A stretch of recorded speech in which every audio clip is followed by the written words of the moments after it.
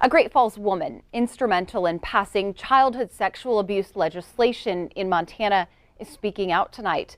These days, Tara Walker Lyons travels the state talking about her own abuse. She helped shape the framework for a law that now helps educators address childhood sexual abuse. MTN's Elizabeth Transu has the story. Tara's story starts at the age of 5. Her parents divorced and she moved to Augusta with her mom. Right in the midst of the divorce was when my mom met my stepfather. And just as she thought things couldn't get any worse, I didn't really know that at the time, obviously, that he would make such a horrible impact on my life. But I still remember the very moment that I first laid eyes on him. Tara says the abuse started when she was 6. When you're a child and you're sexually abused for the first time, it's very, very confusing because you don't understand what this is. You don't understand what's going on at all. And I remember sitting there just thinking, like, what on earth just happened to me? And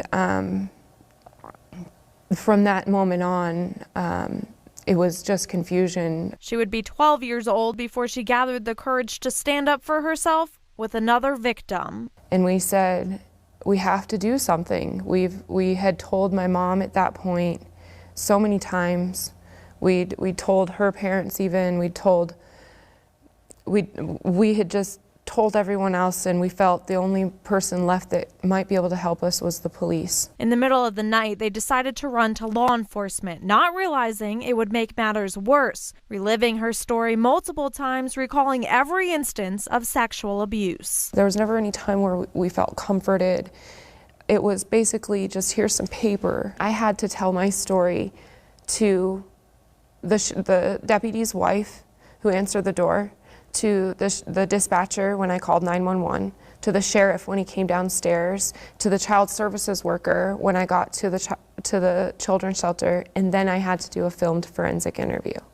That's a lot of times for a child to have to repeat a traumatic story over and over to strangers. Another 12 years passed before Tara would go to treatment. It was there that I learned about post-traumatic stress disorder. She celebrated her 28th birthday by serving her stepfather with a lawsuit. I knew immediately that day that my life was going to be different. Some closure finally came in a deposition. I walked into that room one person and I left a different person. Tara is sharing her story in an effort to help other victims. I think now more than ever, victims are being heard, and that's the key. And to advocate for each and every one of them.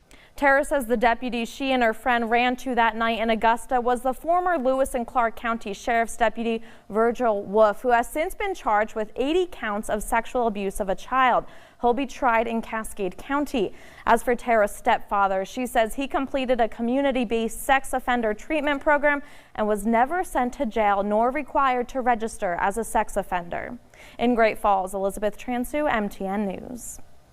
Tara hopes every child is taught about sexual abuse, and her law is aimed at letting children know that there are resources available if abuse does occur.